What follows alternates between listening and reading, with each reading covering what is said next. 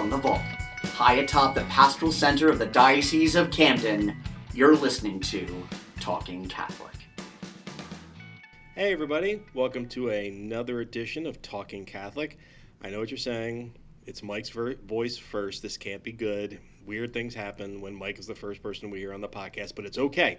I actually do have a co-host for this time, but she is a guest co-host, and I was not going to make the guest co-host do any of the heavy lifting. So, Stacy Napolitano, how are you today? Just wonderful. And you found out you were going to be in my guest house, what, 30 seconds ago? Yes. That's nice. To which she then immediately said, so I'm going to have to be the person that babbles with you at the beginning of this thing like you always do? And the truth is, she wasn't wrong. That is what happens. There's a lot of babbling. But we've gotten a lot of compliments from people who, like, it's weird. And I talked about this in the last podcast, but Stacy, I'm just telling you, I think 3 or 4 people enjoy the babbling. So just, feel free to babble at will. So you and I have actually spent a lot of time together, this last month. We've had the pleasure of, most recently, doing the deanery meetings for Bishop Williams' tour of South Jersey. Yes, it's his South Jersey tour, 5 stops in 5 weeks. Yeah, so each of the last 2 Wednesdays, by the time you're hearing this podcast, we've had the pleasure of being with Deanery 1 in Merchantville and then yes. Deanery 4 in Northfield. Mm-hmm. And I got to tell you, dear parishioners, you have made your mark on the bishop. He has been impressed by just how many people have come out, just how welcoming everybody has been, and the enthusiasm that he's meeting at all of these parishes. And it's not just one parish. I mean, each deanery has, 10 parishes that are a part of it? 10 roughly? to 12. Yeah. Mm-hmm. And parishioners from every parish are showing up, and it's been outstanding. Just incredible, the response, and you see people so excited and filming on their phones the procession coming into Mass, and just so happy and enthusiastic to greet Bishop Williams. It's enlightening. I got to tell you, the thing that I've had the pleasure of, he's had some private meetings before the public meetings, and amongst the private meetings are meeting with the clergy, so he'll meet with the priests and the deacons. They have like a holy hour, but before that he does a preaching, or he does a meet and greet. And I got to tell you, our beloved priests are very excited to meet the guy. In Northfield, as I was pulling into the driveway, it looked like a congregation of mafiosos because everybody was in their black jackets and stuff. And as I'm pulling in, it had this weird look to it. But then I saw that they were all priests, and I was like, oh, okay, there you go. But that is how excited they were. They were literally lining the driveway as he pulled in. And I will point out, Bishop Williams drives himself, too. Which is not always the case with bishops. So he is definitely getting the impression he's a man of the people. I always like that. So it's been good. Great way to get to know the South Jersey and your way around by driving, right? But I think we could also give folks who are attending these things not so much a word of warning, but a slight request from us, you and I, as the people and your staff who get to handle the logistics of all of this. Bishop Williams is going to do his best to meet everybody, but there has been hundreds of people at these things. So we kind of have to make it a little faster as we're moving people through. So yes. The first night you said that he met everybody online, and he was there for a solid, 2.5 hours, 3 hours? Yeah, he was there till about 10 o'clock that night. God bless him. And you know him, that's that Midwest nice. He doesn't want to leave until he's talked to everybody. But I think we might have killed him, and we can't kill the new guy, so we gotta make sure. So then last Wednesday, I think that would be frowned upon. I do believe the Pope would be less than thrilled if we inadvertently killed our bishop, our coadjutor bishop. So in the next deanery meeting, we switched to the group model, which went really well, I thought. Yeah, that seemed to work. Yeah, so people came up in groups by parish to meet with him, and he was very excited about that. Talked to as many people in the group as possible. Gave everybody a blessing, stood for a group photo, and we did our best to encourage people not to take selfies with him, but oh boy, some folks really wanted that selfie. A few are persistent. Very persistent. Even I'm usually pretty good at being able to ward people off, in a gentle manner. And some folks were just ignoring me. They had no interest in listening to the big guy with the big camera.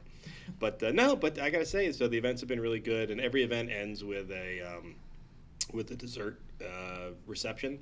So there's always some good food on hand. That's your favorite part. It really is. Although I'm as bad as Bishop Williams, I never really get to eat anything. It's terrible. And I actually have to give credit to the two pastors so far who have hosted these events. Father Tim Byerly at St. Peter's in Merchantville, man, he threw out a spread that was worthy. I don't know what it was. It was worthy of a wedding. It was that impressive, the spread he put out.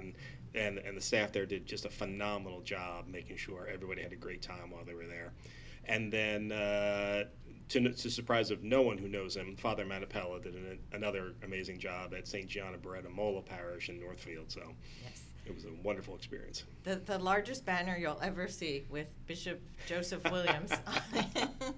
The thing is, believe it or not, there's an inside joke in our department about that. So nobody knew about this because only certain of us knew. But the plan, actually, when the announcement happened, for months, we had a plan to have a banner like that hanging on the outside of the building for his first day. And we really wanted to do it, but there was no way to do it and ensure that we were going to be able to keep it quiet because, there's a strict rule about not, announcing who the new guy is until he's announced by the Vatican at 6 a.m. So we would have loved to do it, but we couldn't.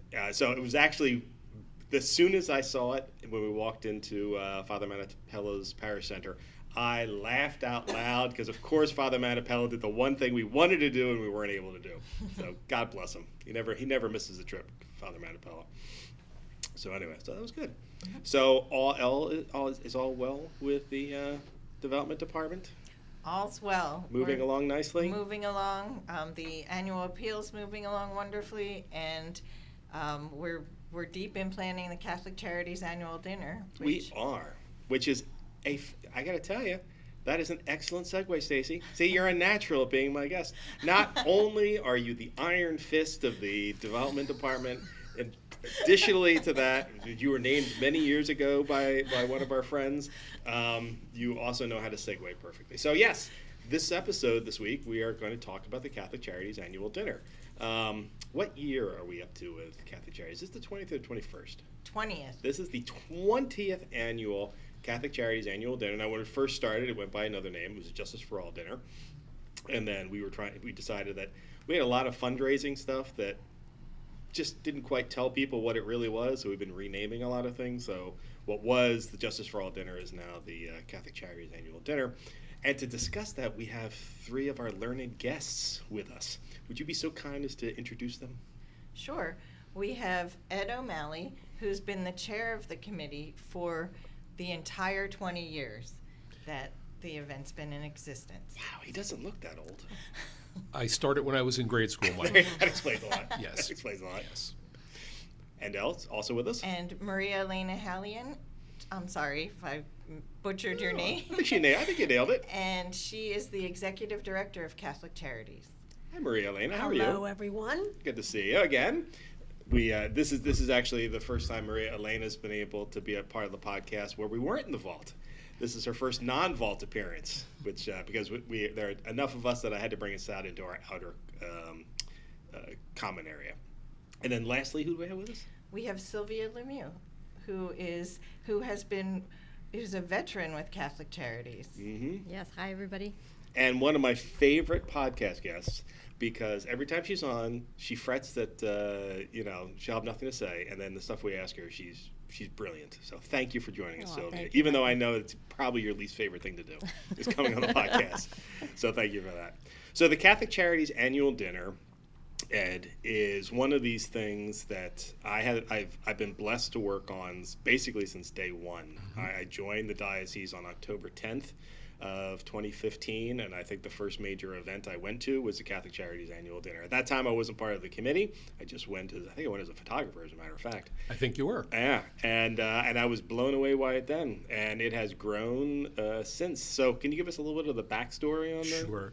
It's interesting. I was asked by someone who was one of our honorees, Jack Callahan, who said, Ed, I need your help on a project, and it'll only take you 1 or 2 meetings. You'll be done with it. It's not a big deal. Famous last words. But it turned into 2 decades of really amazing work that I've absolutely loved to be engaged with. We've honored so many significant contributors to the diocese throughout, from cardinals all the way down to average folks that are just making a difference in helping us raise money for those that are impoverished and those that are really in need. Yeah, it's a wonderful event. Started, from humble beginnings, and now, I think the first one was it was in Deptford, right? No. Yes, It was Adelphia. at the Scottish Rite Oh, Theater. the Scottish Rite Museum. Right. That's You're right. right. Okay. Not so humble a beginning, actually. That's a pretty impressive auditorium.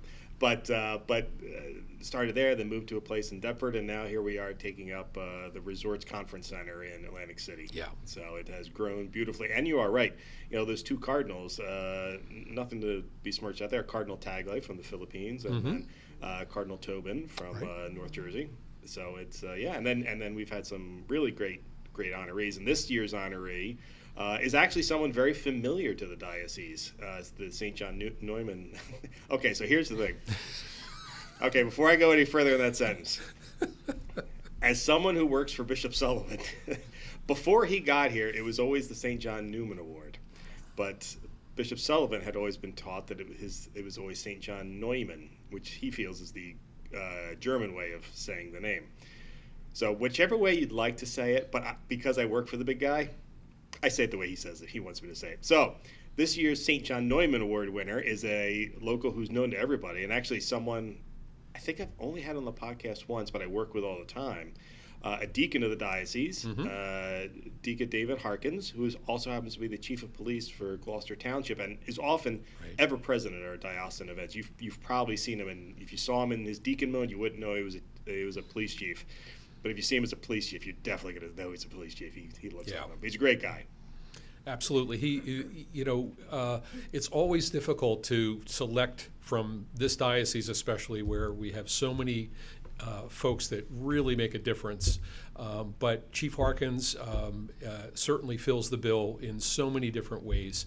He's engaged in Special Olympics. He's involved in so many projects within the township and throughout the county of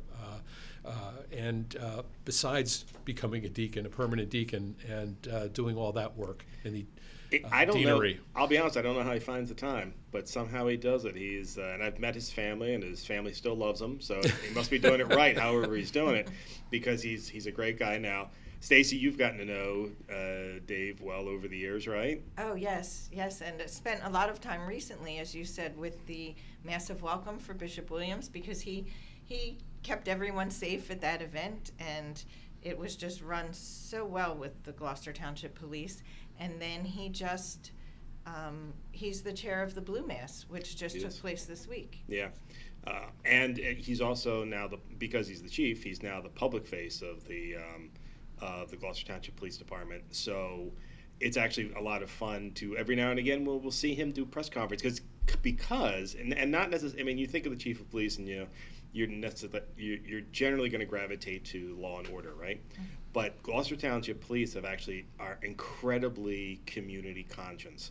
So every time they're doing some initiative in the area, they're bringing in news stations. So you will see Dave on, and I apologize. I continue to call him Dave because I knew him before he was a deacon. I should call him Deacon Dave, so I'm going to call him Deacon Dave. You see Deacon Dave, on camera all the time, and he does a great job, not just representing Gloucester Township, but he does a great job representing all the best qualities of being a police officer. So he's just soup to nuts. And now, Maria Elena, you got to meet him very recently for lunch, right? Yes. You and Stacy got to go out. What did you think when you got to meet him? Oh my gosh, he's so down to earth and so humble. I talked to him about becoming a deacon and the amount of time that and still working, and he said something that I thought was really funny. He said, well, I just stopped watching TV at night. I didn't need to watch so much TV. It does make you think about how much, TV, I know we like to watch TV. So, just put it, he said the commitment was 6 years, but they sort of condensed it to 5. So I think that's really impressive. Mm-hmm. And I loved that lunch and having that time with him, and then see him again at the Mass. I hunted him down in his uniform to say hi to him as he was running around. And, there's so many things that he's done. Special Olympics, nobody's mentioned that yet. He's very involved in that. So I think it is a very, very good choice for the dinner. Yeah, he is just a wonderful fellow. I've been very happy to get to know over the years. And incredibly helpful, too. Mike, can I add also, one of the things that we added to the dinner a number of years ago was the Disciples of Mercy. So in each of the deaneries, we're selecting someone who's been nominated, and that also is a very challenging process. Stacy and the team really do a great job on that. And we have 5 Disciples of Mercy that are being honored, either groups or individuals. And we hope that folks will come out to the dinner.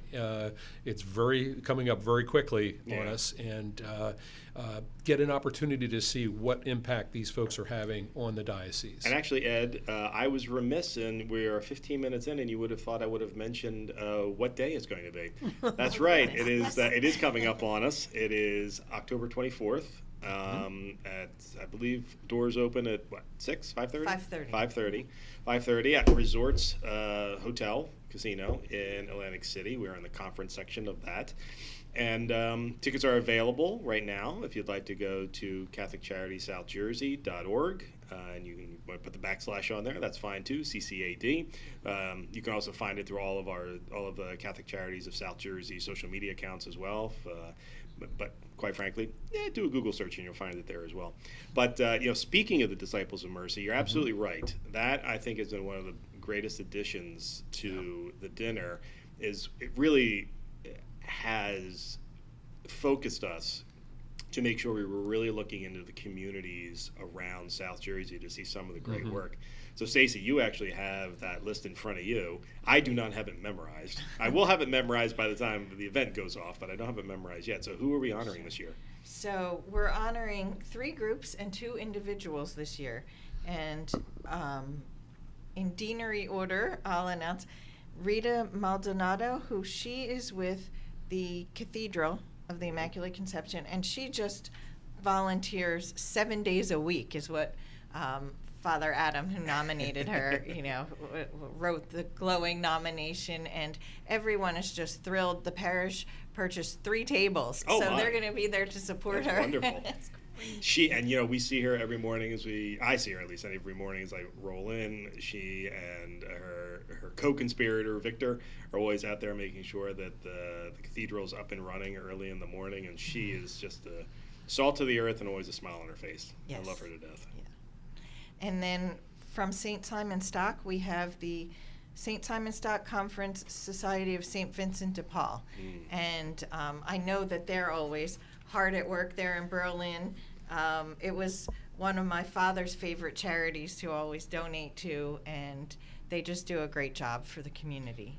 If you're not familiar with St. Vincent de Paul conferences and the organization as a whole, they are salt of the earth types. They're the people who kind of just have a habit of stepping up when they see a void and making sure that it gets filled. And then they also do a great job of working with other entities. I know over the years they've done a lot with Catholic Charities, so it's wonderful that Catholic Charities gets to support them.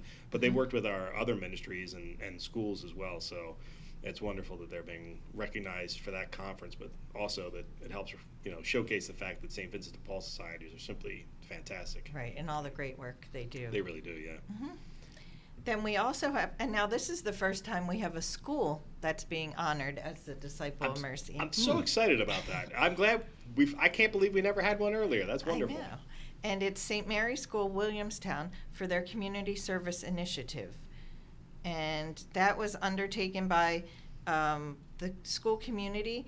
It's really one day event, but they prepare for many months to do different projects in the community. And those include care packages for new mothers, seniors, veterans, and the ill, collecting and distributing household items for various organizations, a Christmas toy drive, a food drive. So it's really not just one day of service, it's months and months of putting it all together. Yeah, I've been blessed to cover that school many times in the past, and that's just in their nature. They are very community focused, and their pastor deserves a lot of credit for that. Father Sanjay Davis, who has really continued to foster that since he's gotten there. It was good before he got there. He's only improved it since he's been there, and their principal is fantastic as well. And I will say they probably have one of the truly great advancement directors of any school anywhere by the name of Jackie Kearns. She will get whatever news station is necessary. She will get there to make sure that they cover the school. So they're doing a great job of promoting Catholic school education as well, and why it's such a great place to send your kids. That's great. Yeah.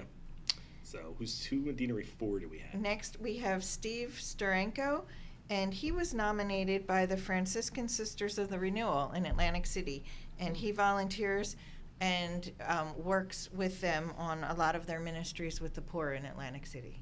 And he was also kind of our first non-parish-based recipient. I love the fact that it was the sisters that nominated him for this out of Deanery 4, but he's not necessarily attached to a parish, that parish rather, but he just steps, and they have to their credit, they like moths to the flame, and they are the flame in this regard, bring in some of the just simply most wonderful volunteers.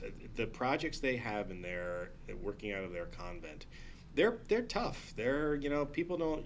That's not the kind of thing you're going to want to sign up with on. I mean, they have Code Blue shelter in the wintertime, and they're working with on Tuesdays and Thursdays with people who have some significant issues being on the streets, and the way they minister to them is just beautiful.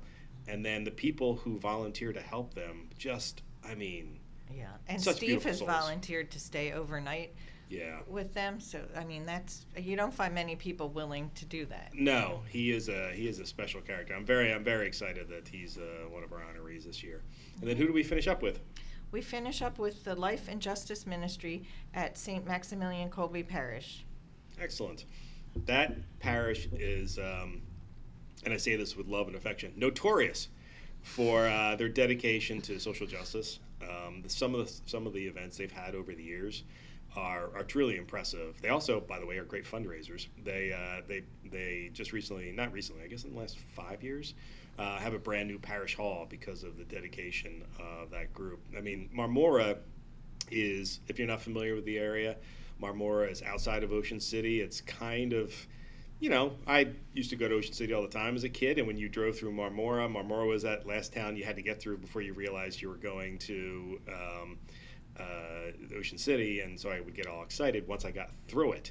But it's kind of salt of the earth. More retirees down there than they used to be, but it's a really beautiful place, and the fact that they have such a dedicated community there of volunteers in an area that doesn't necessarily have a ton of people in it is really saying something. So yeah, they are a dedicated sort, and not to be trifled with. And I once again say that with love and affection.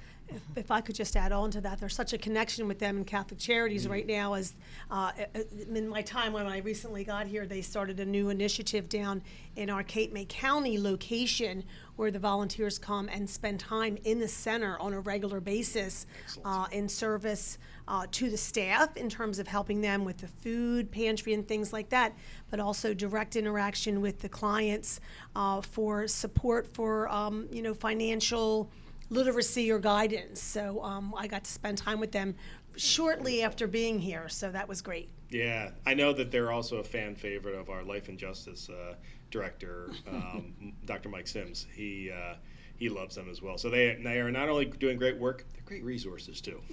So wonderful. So yeah, so we have those folks who are a part of this, and over the years, like you said before, this started during the Year of Mercy, and I'm so happy that it actually continued. Now, Stacy knows that if it were up to me, I would give awards out like Tic Tacs. I think we should have an award given out every minute of the day while we're having that program going on. But I'm glad that we've kept these 5. Let's talk a little bit about the event itself. So if people are coming out to it, Stacy, you handle all the logistics for this great event. So if people want to buy... Not just me alone, the development office has some great staff, and Leslie Visco's our events coordinator, and she really puts a great personal touch on the event. And let's not undersell what the Catholic Charities staff do as well. They are amazing. Some of their folks who come out every year, they get people where they need to go. Because there's a little bit of movement in our Point event, them in the right direction. Yeah, they're great. So what does the event consist of? The event consists of a cocktail hour, and then dinner and the award ceremony, and it's just a wonderful evening. It lasts about from 5:30 to 9. Oh, not and, about. Or exactly, yes. We're very precise. Our Bishop Sullivan, God bless him, has given us, we'll do whatever you want, but it's got to be done between these times, because like a good New Yorker, all New York events end at 9 o'clock, says he. So I'm like, okay, then we will do it at 9. I haven't hit 9 o'clock yet. I've hit 9:01, 9:05, 9:07, 9:02, in that order. One of these days I'm going to get at 9 o'clock on the nose. Maybe this is the year. Well, you know whose fault it actually, come to think of it, I can say this now. Don't say it, Michael. No, I'm going to say it. I'm going to say it because it needs to be said. I'm going to say it on the record. Your predecessor ruined every single one of these things, every single one of my timelines, Maria Elena, because he would always go off the cuff. And I would tell him, you got 7 minutes. Never hit 7 minutes once. So if you'd like to give a gift to the communications director, 7 minutes. He also never wrote a script. So he always did it off the top of his head. So I was always, rolling dice with him. I will be preparing comments and so shooting for 5 minutes. Oh, even better. That's good. I never get time back. That's wonderful. And we should also mention that we have a special MC this year. We're very excited about. Oh, we do. Siobhan McGrill, and she is a reporter with NBC 10. She is, that's right. Just stumbled for a second because she's newly back in this area. She was in Connecticut until a few months ago, and she's an alum of Gloucester Catholic. She is. And I have to double check, but I think she's also an alum of Our Lady of Hope school in Blackwood as well. But I have to double check with that. So yes, she's one of our own. Matter of fact, she's one that your department has known for some time, because your predecessor was, or your predecessor's predecessor, I forget where it falls in line anyway, but her mom was an employee of the diocese, is the associate director for development for many years. Yes. So it's nice to have a McGirl back. So we're very excited about that. Yeah. And she's really wonderful. Nice. Matter of fact, most recently, people might know her. She did some of the best reporting in Philadelphia about the recent death of the Goudreau brothers, Gloucester Catholic alums, and a former Gloucester Catholic coach, as well as an NHL player who died tragically in Salem County. And her reporting was second to none. It was genuinely wonderful. So I liked her before that, but I was truly impressed afterwards. She really did a great job telling her story. So I'm very excited that she's our MC for the evening. So I hope people will enjoy that. They also, Michael, just saw her last night reporting on the Phillies playoff game. So you'll have to find out from our new adjudicator, Bishop, what team he's going to be rooting for here. Well, he told us, he said, that he would root for any Philadelphia team. Well, he didn't say he would root for the Eagles. He said he would root for the Phillies against any team except the Minnesota Twins. So the Twins are out, so I think we're probably good for this playoff run. All right, very good. The Eagles one he's having a hard time with, because apparently we've beaten the Vikings a lot, and he's having some troubles. Yeah. So I'm not sure we're going to get that. I don't think we're going to have a problem, unfortunately, with the Eagles going far this year. But fingers crossed. We'll see. Yes. I know. Go Phillies, though. Exactly. So anyway, so we do all this work. This is a great event, and it's a great showcase for a lot of the people who have really contributed to folks in South Jersey and nationally and actually internationally. We've done a great job of honoring a lot of people. But what we really want to focus on, the reason we have this event, is to bring people closer to Catholic Charities who may not be able to see us on a regular basis and see the great work that Catholic Charities does. So Sylvia, as the most tenured employee of Catholic Charities, I think so. When did you start? 1989. 1989. Wow, I was still in high school. Somebody had to say no. it. 1989. Wow. But you've seen Catholic Charities really grow over those years, That's and how it's altered and changed, and now it's not unusual for services to come in and out as need is required. So, tell us a little bit about Catholic Charities and sort of what kept you there for these last many decades. So I always tell people there's no better place to work. So I find that the work is absolutely enriching. It's mission-based, so there's a clear reason why we're doing the work. It's just, it feels like family in many ways, and people really truly care about the people that are coming in the door and trying to be helpful to them. So, You know, I've said on this podcast many times that when I'm having a bad day, I go over to Catholic Charities show and up at cheer Catholic myself Charities, up because the people over there are so wonderful and the work you do is so great and the clients so appreciate it, all the work you do. So in your time with Catholic Charities, what services have you been a part of? All of them? Usually all of them. Almost all of them. So when I started as a birth parent counselor in our adoptions and research and reunion program. I have been in our counseling program. Right now, helping in our family center in Camden County, overseeing the work in our Welfare to Work program. I oversee our Addictions Healing Ministry. Have done a little bit of everything. Wherever I always feel like my job is whatever is going to be helpful to the agency is what I do. I get the impression that is usually most of the staff's feeling because they all, over my time here, I've been a part of some great events outside of this annual dinner, where I love seeing these public events where, like, even the social workers and managers who are not part of that department will come to these events to support them, to help out. It really is a great group of human beings who just want the best for everybody. We just want the best for everybody. And we know that, like, I know that my colleagues do really great work. If I can support them, I'm going to do that. I know they're going to do that for me, too. And like we said before, they do a great job of coming out and supporting the annual dinner, too. And that's after working a full day, I might add. Yeah. It's all of us that do that, but they really come out, and I like to remind them on a regular basis, they have a harder job than me, and they're still showing up at 5:30 at night and working till 9 o'clock and going down to Atlantic City. So that is wonderful. I think we have like 10 to 12 staff that are volunteering, so after hours and not getting paid for it. They are a dedicated bunch. God bless them. And that is one of the other. We talk about the services, but in Bishop's remarks every single year, and come to think of it, even in his program remarks, he always makes a point to thank the staff for everything that they do. So oftentimes it's a lot of nameless work. That's going on.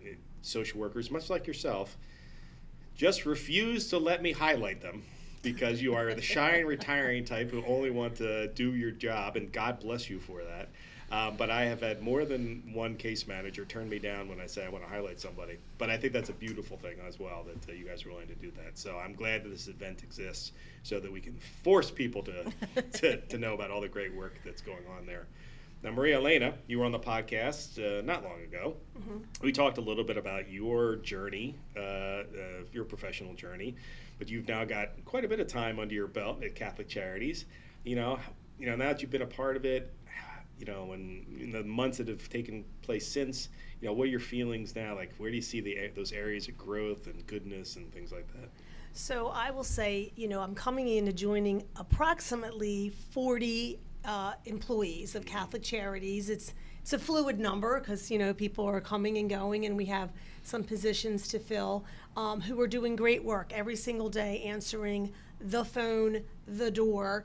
I'd like to remind people that we are spread out in 6 counties where there are staff, smaller number than in Camden, but there are human resources there doing work in those counties, and they all have different needs and services that they're providing there. So I'm excited about them getting, what they need to best serve the people that are there. I did have to sort of think about the dinner and the fact that we're at resorts and, we're having this lovely dinner, but it is a really effective fundraiser, and think about those funds going directly to the people that we're trying to help. And we're very conscientious about being stewards of those distributions of funds, and we take it very seriously. And the staff does an amazing job in figuring out how they can help the most people with those funds. The other thing I think see about the dinner is it is a way for the community of Catholic Charities and beyond to be together, to spend time together. I'm looking forward to getting to meet a lot of people at the dinner and to then interact with some people that I've already met. And when I thought of it that way, I felt better sort of about that particular fundraiser.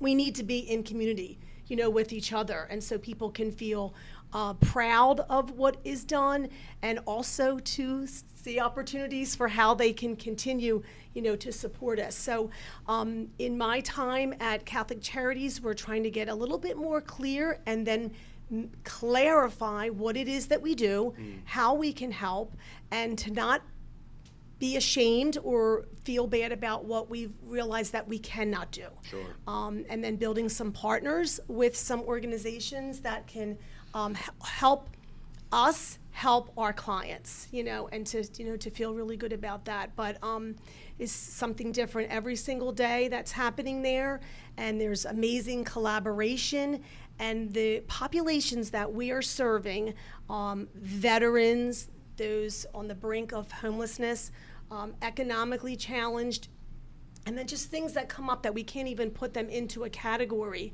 But every day the staff just steps up and does everything that we possibly can do. And you know, you make a great point that you know, no two Catholic Charities are alike. Each is its own snowflake. And you actually recently got to see that firsthand, because you just came back from the Catholic Charities annual gathering in Oklahoma City. Sylvia right? and I were there that's together. right. You were both there. You were both there. Wonderful. So I was very excited about you going, particularly Maria Elena, because I knew that this would, you know, you'd get to, because I've been 2 or 3 times. And every time I go, I'm truly impressed by what I see and the people that I'm around. And I always feel less about myself because they are actually working very hard, and I'm a PR guy. So what was your first gathering like? Oh my gosh, it was amazing. And, you know, Sylvia tolerated my company there. We had a great time. It was wonderful. We got to have some meals and spend some time together that we do not get to do while we're at work every day. So that was wonderful. Met a lot of people and was completely blown away by the fact that there was over 550 Catholic Charities employees from all over the country all together in one place. That really blew me away.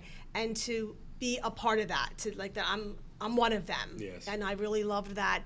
And also had already started to see the differences between the Catholic Charities, because right before I went, I got to meet with all the directors of the Catholic Charities in New Jersey and learned about how different we are from those Catholic Charities. But in scope, I think Philadelphia has 900 employees in the Catholic Charities. We're just right across the bridge and covering 6 counties with our 40 employees. So very... a way to really, really appreciate the work that they do in all levels of employees, all levels of employees there, not just high level. Yeah, so of course, yeah. I really loved it. It made me, I was really unsure, to be honest, how I was going to feel there. And now I just can't wait to go back next year. I know, isn't it? Isn't which that also exciting? is in Puerto Rico. So well, okay. Twist your arm. Fine. I haven't been to Puerto Rico in a while. Maybe I should go back next year. All right. How about you, Sylvia? Now the annual gathering is great for it. My favorite thing about it is networking. I've met some truly amazing people there, but they do have great content there as well in terms of you know, talks and things like that. Anything in particular this year at the annual gathering that stuck out for you? You know, what sticks out for me pretty much every year is just how varied the services are that each Catholic Charities provides. Catholic Charities as a network attempts to just meet the needs of the local area. And so, you know, depending on where you are in the country, it really determines what is needed. It's really impressive, you know, to see what they're doing with limited staff often, and you know, sharing their knowledge and best practices, to help us out. So it's inspirational to me to think like, oh, what can we take from what we've learned from our colleagues across the network that might also suit our area. so you're putting me on the spot to remember like a specific workshop that I went to. The mental health panel was good. The mental health panel was wonderful. Oh, really? Yeah, because so as you know, we closed our counseling program a couple of years ago, and there was a whole group of folks that were there talking about how challenging it is to keep a counseling program open at Catholic Charities, just because it's just there's a lot of moving parts to really make it work, and so that was a really great one. Well, that's good. Well, and that's the beauty of those events, which is why I try to weasel my way into it. Maybe every 2 to 3 years. But now that I know it's at Puerto Rico, it's going to be a hard one to pass up next year. I will actually be at, I forgot if I mentioned this before, but the last 2 years, and I'm going to do it for a third time, I'll be at Catholic Charities annual disaster aid education function. They refuse to call it a conference, so it trips me up every time I'm going to aid. But I'm giving a presentation this year on crisis communication, talking to the media. But for the first time, we're going to do one on artificial intelligence as well, because we find that a lot of people are now using ChatGPT, and which is great. I use it pretty regularly as something that assists me in my work, not something that does my work for me. But there actually are a lot of things you can do to really mess up your life if you don't use it correctly. So I'm going to give a presentation on that. But I love going because the nice part about being a presenter is I get to do my presentations, and then I just get to pop into all the other things, and it's amazing all the stuff I can pick up and stuff like that.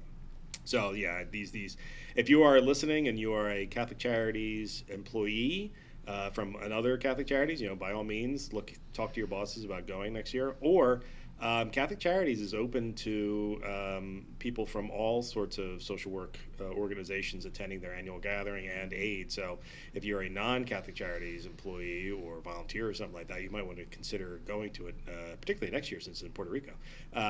But you might want to look into it because it's a great place to go. And come to think of it, you guys also got I think for the first time, got a chance to meet the new Catholic Charities USA CEO, Right. Carrie Robinson, right? Carrie Robinson, yeah. Yes, we got a photo. I saw. I was very excited for you guys. That was very nice.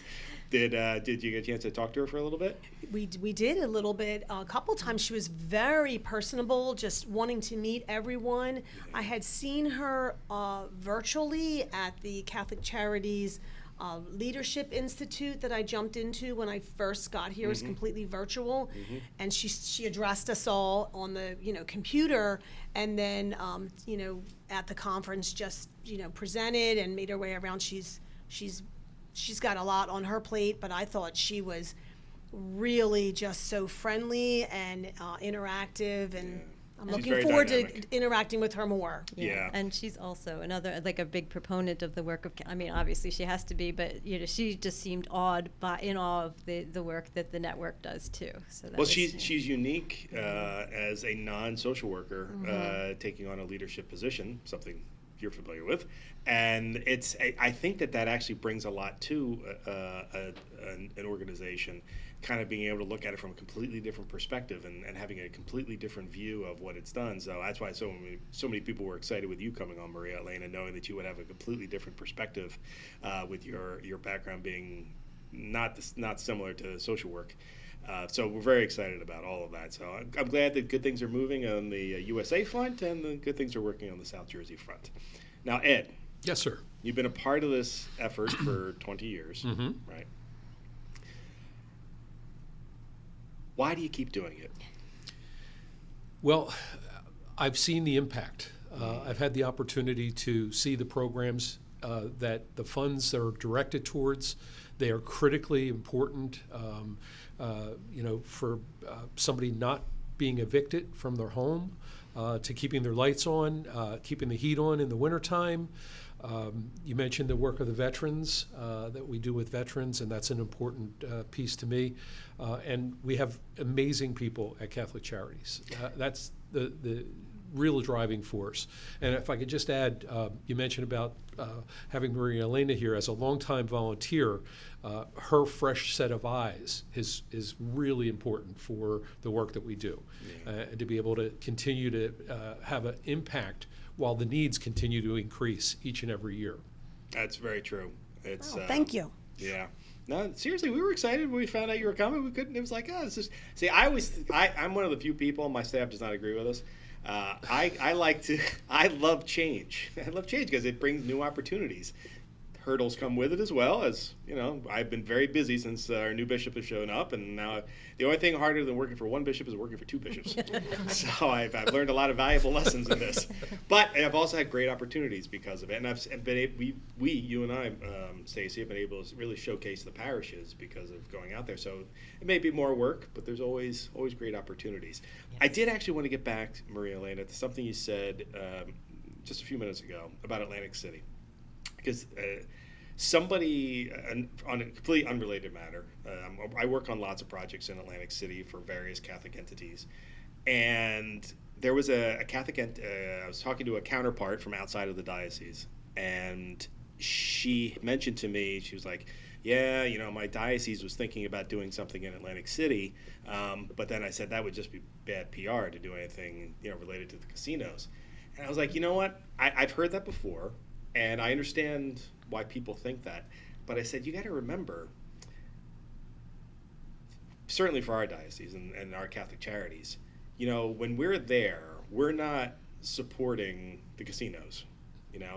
We're there because we're in town. And if you drive through Atlantic City, you see all the want and the need.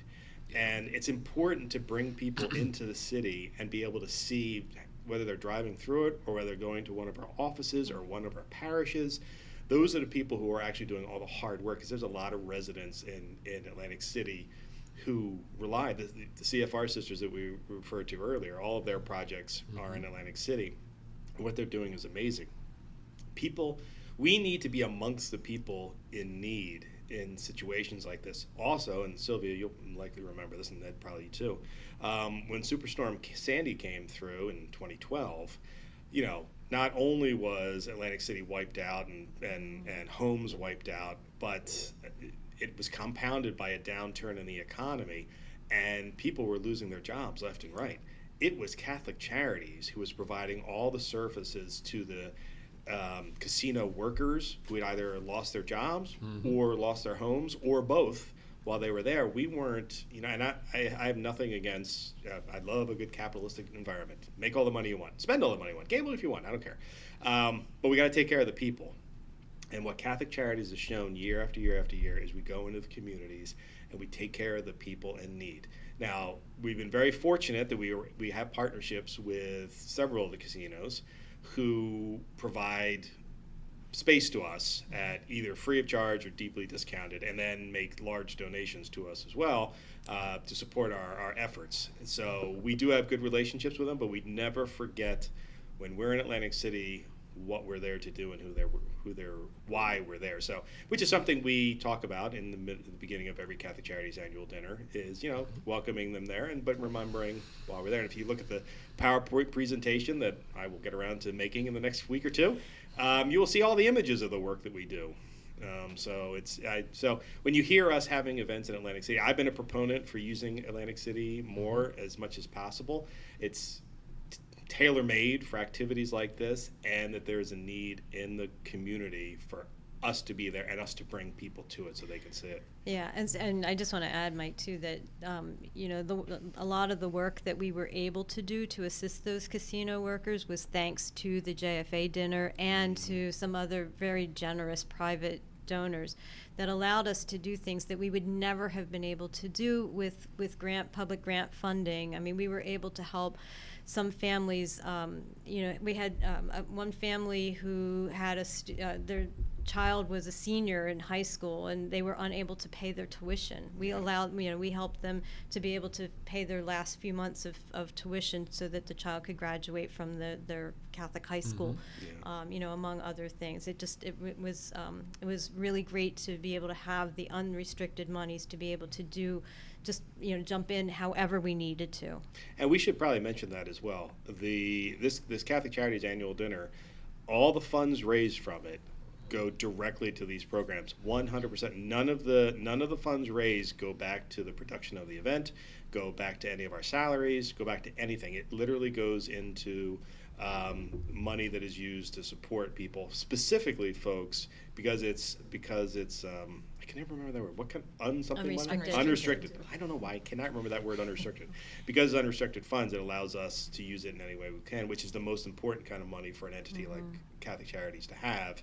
Because if you get grant money, you can only use that grant money for certain things. If you get contract money, it can only be used for that certain thing. It doesn't matter if it's $2 million and you have overage, you still can't use it for anything else. This unrestricted money can be used for anything. And you guys, the Catholic Charities folks, that money almost always goes directly to housing, food insecurity, things of that nature, right? Utilities, that kind of stuff. So you are really keeping people from being off the street or getting people off the street. Yep, absolutely. Yeah. And I should say that that's one of the things about Catholic Charities that's particularly good as well. It's not just getting people off the streets. Just as importantly, it's making sure that people don't end up on the streets. Right. You know, A you lot want to of get them prevention before they work, get there. right. Yeah. So see, this is why I show up. I hang out with you people as often as I can. Matter of fact, I have, because there's been so much going on in the diocese, I have been unable to spend as much time at Catholic Charities as I would noticed. like. Yeah, Just saying. hey, listen, I've noticed too. Ask Stacy. I'm angry on a regular basis because I haven't gotten my Catholic Charities fix. So, you know, and I just caught an earful from the managing editor at the Catholic Star Herald, Jen Morrow, our usual co-host, letting me know that, you know, we haven't featured Catholic Charities in the paper in a while either. We need some feature items. So I say all that to say this. I'm sorry, but you are in fact going to start seeing me more, or at the very least some of our reporters, because I want you guys, both of you, Ed, you can do this too, but the two of you, Maria, Elena, and Sylvia, start thinking up your feature stories that we can highlight in the newspaper. And I have, now that our new bishop stuff is behind us, I really want to start working with more secular media as well, since technically I'm the PR guy. So if you would, not just for the Catholic Star Herald, but if there are stories you would like to get out in secular media, let's start working those avenues too. So, you know, put on your thinking caps. I know there's 1,000 great stories that happen in Catholic Charities, so we just have to find it and package it, and we'll send it out there. Yeah, we look forward to that opportunity. Oh yeah, for I'm sure. excited about it. Sounds good. Yeah, I love all that kind of work. Now, Stacy, Yes, I don't know if we'd actually did a good job of describing the event. the dinner. So you come to the cocktail hour, which is And you phenomenal. don't want to miss that part. I know some people are arriving late and they'll say, "Oh, I'll get to the dinner." And I mean, Resorts puts out a great spread. Yeah, they really do. Yeah. And the food, you know, we go to food taste. Did you guys do the food tasting this year? I did not. We went down, but we didn't need to taste any food because Okay. the menu is the same as last Okay. year. So the food is always excellent. Yes. The cocktail hour is outstanding. It's a great place to chat with folks and whatnot. Yeah, because right now we have over 350 attending. We're not sure if we'll get up to 400, but so the cocktail hour is a great place to talk with different people who are all there to support Catholic Charities. Yeah. And then after that, you migrate into the main The ballroom. ocean ballroom. The yes. ocean ballroom, which is beautiful. And we always have great weather for this event. So, you know, and because it's associated, knock on wood, exactly. Because it's in resorts, you can also stay overnight if you'd like, which I have Yes. done from time to time. And it they is discount rooms. Yeah, you can get a great at discount prices. That's right. So when we move into the ballroom, we have a small opening program, and then it's just sit down and have dinner for an hour with your friends and neighbors. And it's always, like I said before, it's always great food. I never eat any of it. Thank God, Leslie Visco, Stacy's right arm, is so kind to always make sure that she saves me a piece of dessert. Yes. And then so I get a piece of dessert, and I'm very excited about that. The lemon thing she saved for me a couple of years ago was, I mean, to die for. That was great. And then They're very creative with desserts. they really are. They really are.